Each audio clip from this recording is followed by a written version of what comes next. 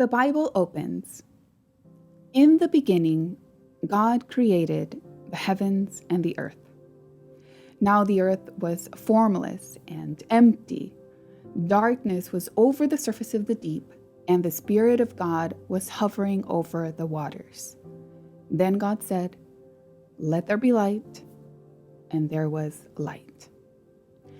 This opening sets up the rest of the biblical narrative. It sets up the rest of the story of an all-powerful God.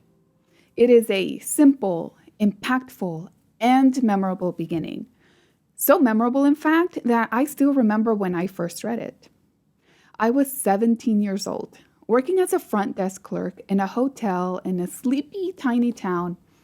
The days were usually slow and boring, so I read a lot. I read all the novels in the lobby, and one day when I'd run out of novels, I went into one of the rooms and grabbed a Red Gideon's Bible out of a nightstand, and I started reading it. I read the beginning and was immediately drawn to it, so I kept reading. I was intrigued by the fact that light could come out of darkness by God simply speaking it. Unfortunately, that same day, a new batch of books arrived and I went back to the novels.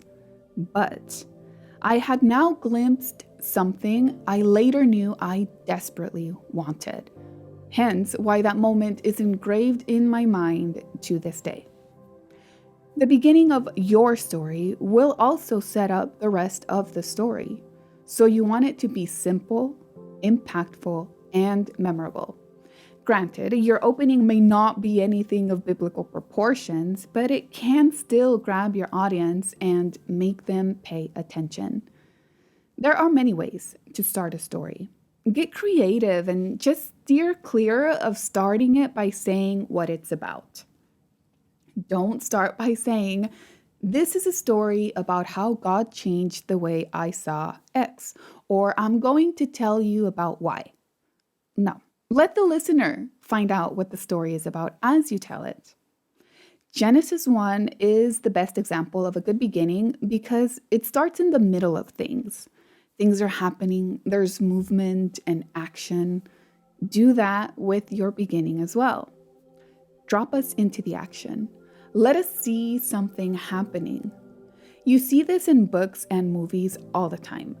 Someone's hurrying down the street or running from the bad guys or reading some cryptic letter. Now, I'm not saying your story needs to have thrilling action. In fact, most real life stories don't. Action in real life looks more like sitting in a doctor's office and getting bad news, exiting the building after losing your job, or witnessing the death of a loved one. So no movie type action is required in your story, but there must be something happening. It shouldn't be just a list of facts that lead us to the start of the action. Drop us in from the beginning. In my story, I hope to have dropped you into the doctor's office where my husband and I sat the day we got the news about my daughter.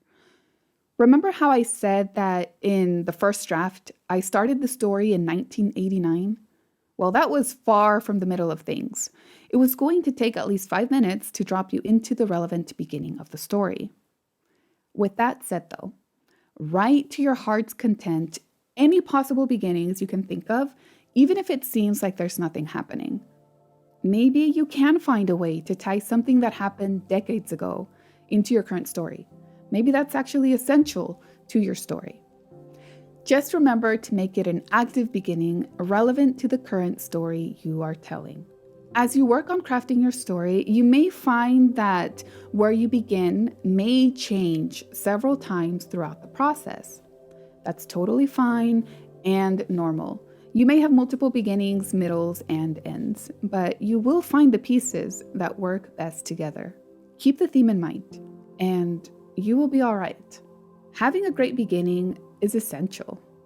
A powerful ending is just as crucial, and that's next.